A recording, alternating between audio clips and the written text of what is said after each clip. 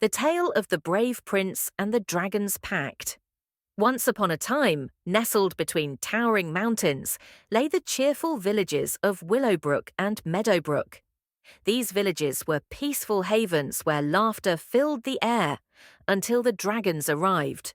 The first, a golden-scaled beast from Black Mountain, terrorized Willowbrook, stealing livestock and grain. The second, an emerald-scaled guardian of Whispering Peak, had grown restless, for its offerings of sheep had mysteriously vanished. Both villages faced calamity, and their cries for help reached the ears of two princes, each brave and determined. Prince Theo of Willowbrook and Prince Caius of Meadowbrook were very different in demeanour. Theo, a bold and spirited young man, was quick to take action, while Caius, curious and clever, loved to explore and listen. Each, in their own way, sought to resolve their village's plight. Theo's quest, the Black Mountain Dragon.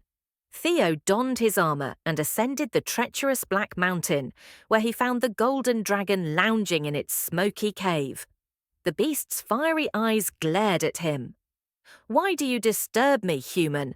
the dragon growled, its voice shaking the cavern walls. Theo stood his ground. "I am Prince Theo, and I've come to end your raids. Leave the villagers in peace or face me." The dragon laughed, a sound like thunder rolling across the mountains. "You, a mere mortal, what could you possibly do against me?"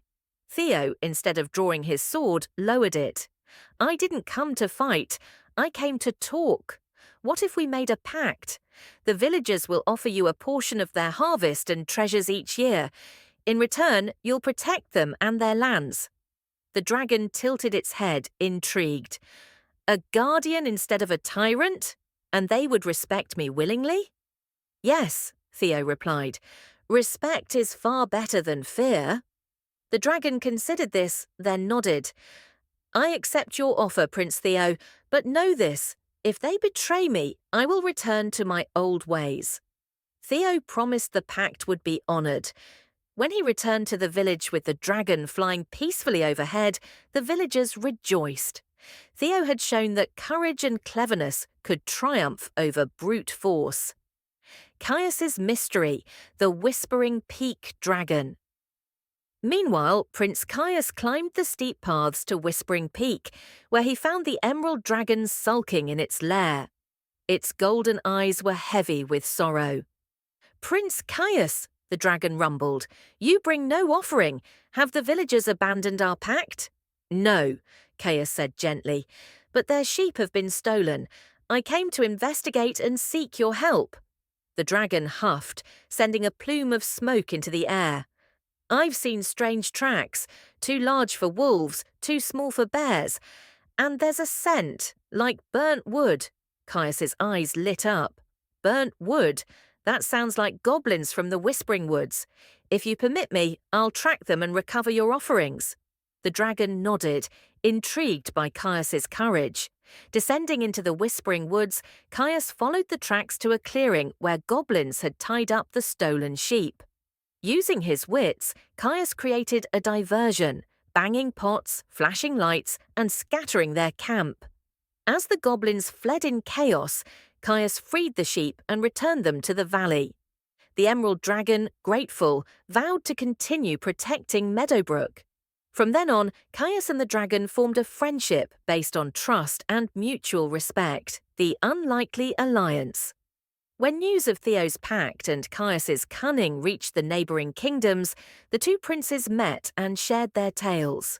Inspired by each other's success, they proposed an idea: to unite the villages and dragons in a shared agreement. At a grand meeting in Willowbrook, both dragons arrived, their massive forms casting awe over the gathered villagers.